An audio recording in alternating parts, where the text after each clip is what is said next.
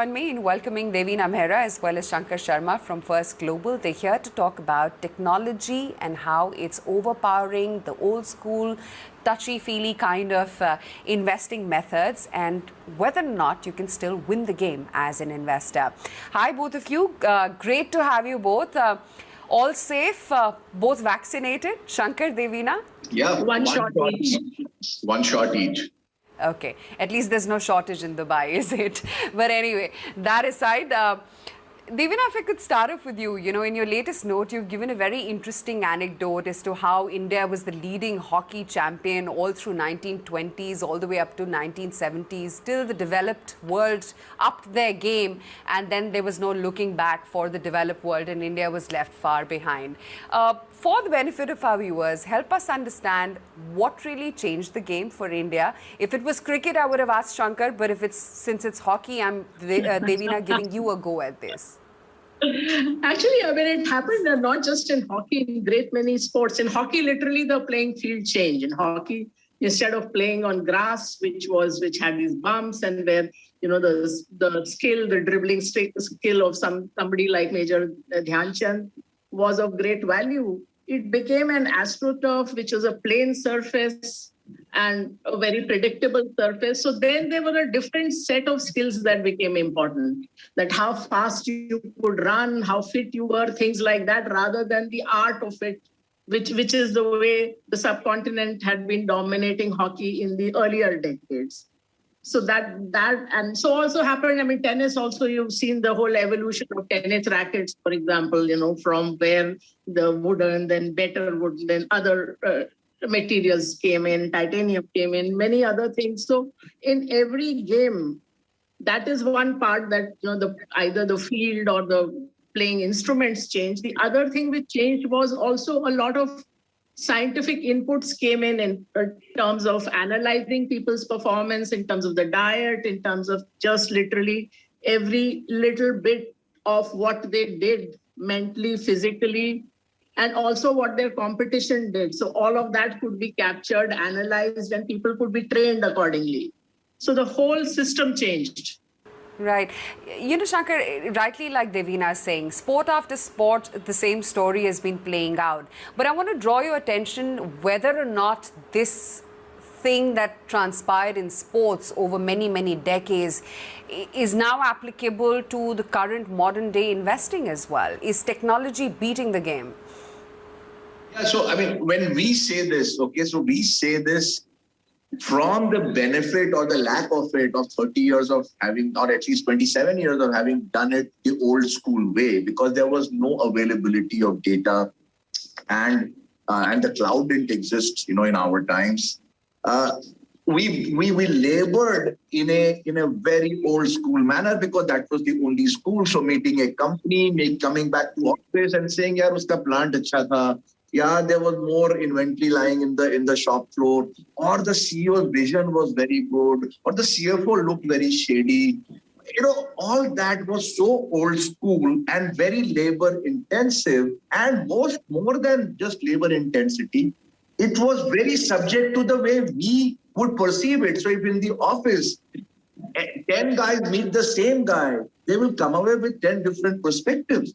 Because human beings will react differently to the same set of data of the same human being. You might like Shah Rukh Khan, I might hate him, or you might like Amitabh Bachchan, somebody else hates him. That's the way human beings are. We are never, ever uniform. And even in our own lives, different things appeal differently to us at different points in time. We might have liked to dress up in bell bottoms in the 60s and 70s, and we won't want to be seen dead in it today, right? That's the problem with us humans, that we are very, very emotional in our approach. In investing, that is absolutely, the opposite of what you should be, wherein you need a consistent framework through which you should look at data and data alone. No human beings matter. You are not looking at the CEO and his vision and his oratory. You are looking at only data or the industry or the country. So now, in the last 2 or 3 years, when we started to look at the investing business, we said that, look, the way we have done it is not going to work, because what happens, I'll tell you, is that you will take 10 bets, out of which 1 or 2 will work spectacularly. 8 or 9 will not work. almost all your returns will come from those one or two, and we call ourselves great investors. That is nonsense. That's even worse than a toss of coin. So we said that how do we improve our odds by taking it to 55% or 60% or 70% of our bets should be winning bets? Because that is the ultimate test of skill. Less than 50-50, you are worse than a toss of coin. That's how we decided to start getting deeper into the game of quantitative investing. 3 years later, I can tell you, we feel saddened that we did not have these benefits when we started our career. It's a whole different world. And field hockey, the way it changed, investing is going to change. It's inevitable. It's like saying an auto car maker will not go EV. If you're not going to go EV, you're going to be obsoleted. That's exactly the way investment management is going to be out in the field.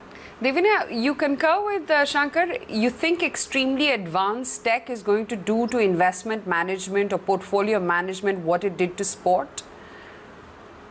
Yes, Aisha. I'm somebody who enjoyed the art part of the investing. I did it since 1993 when neither the investors nor the companies had heard of equity research. And as I was telling someone, I used to do these road trips and in a single day go from Motherson Sumi in Greater Noida to Bharti in Delhi on to Carrier in Gurgaon and Hero Honda in Dharuhera.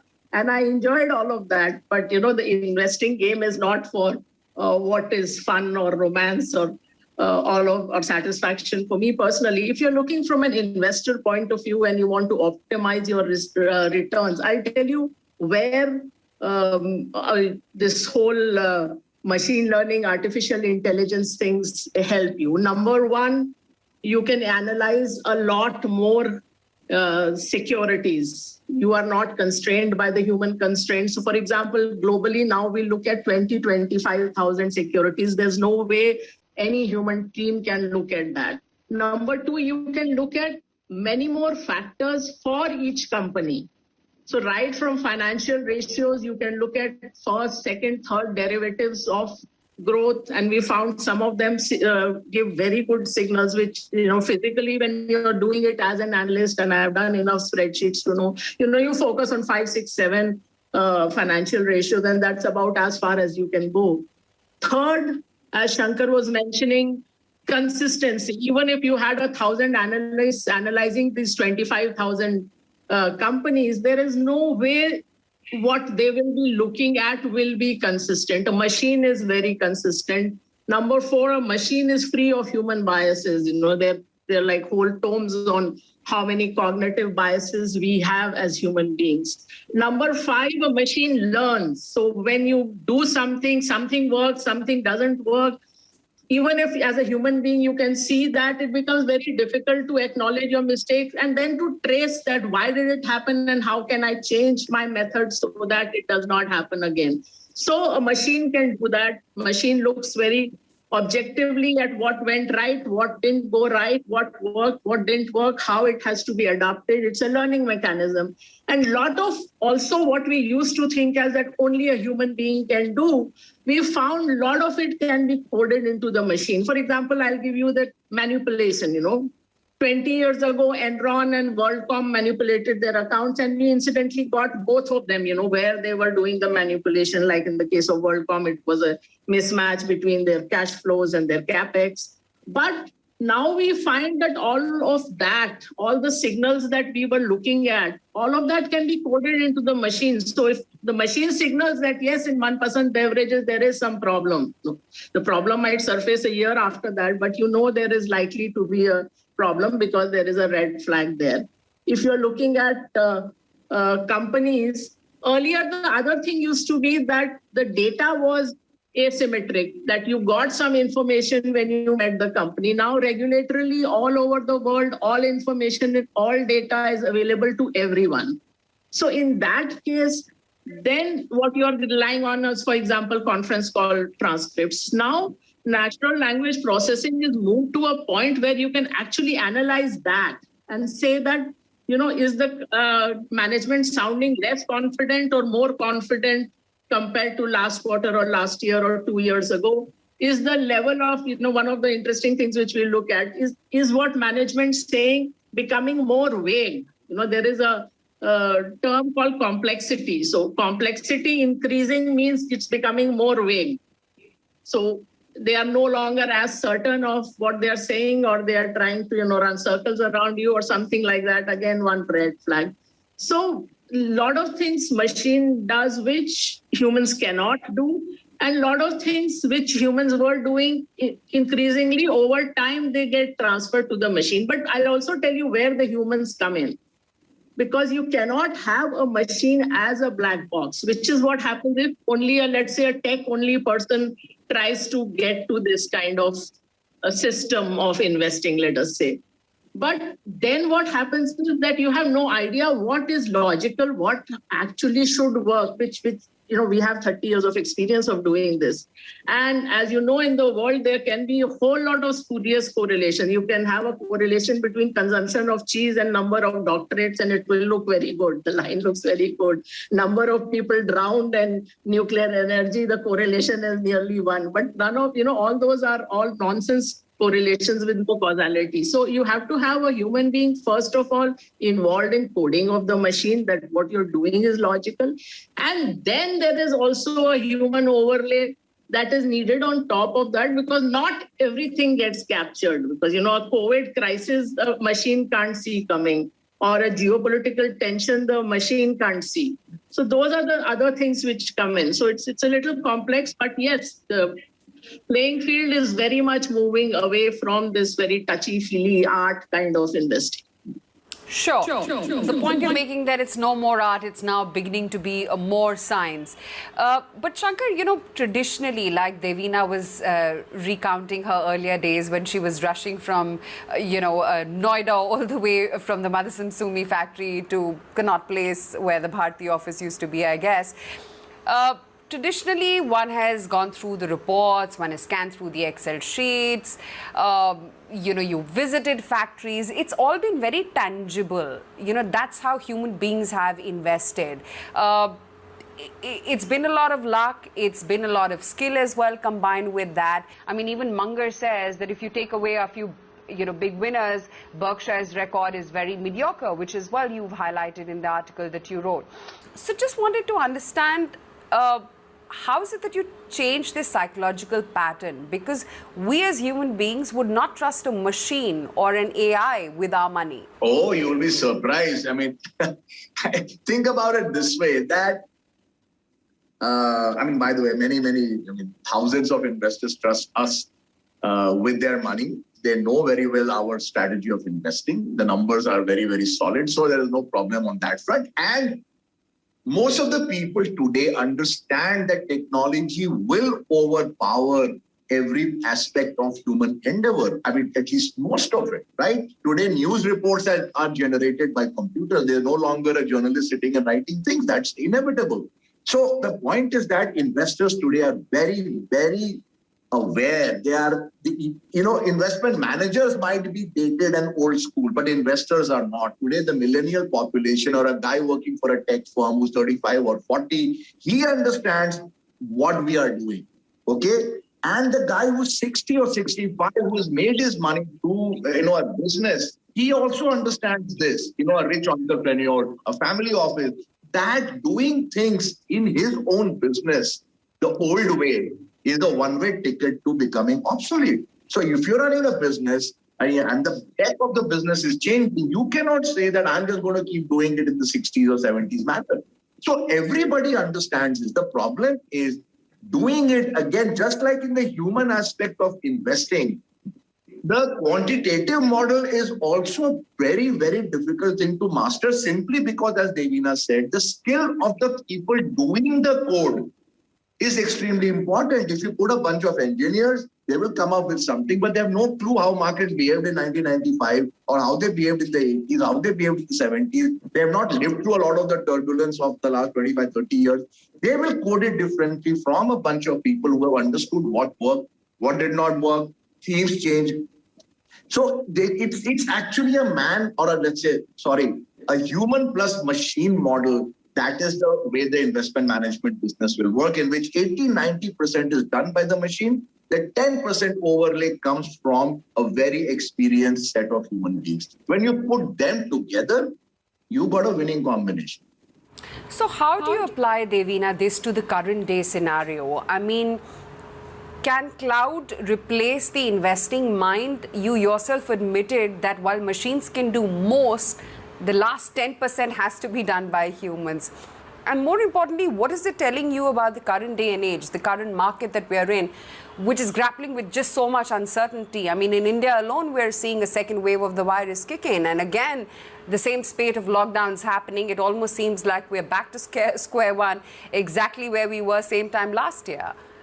Yeah, see, the thing is that, as I said, that I am not a believer in 100% machine. As I said, the human input has to be both in coding the machine, and then there has to be a human overlay. I'll tell you an example. Like, for example, last year in February, we could see the COVID spreading across the world slowly. I mean, it started with China, then Italy, then Japan, and suddenly you found that the whole countries were shutting down.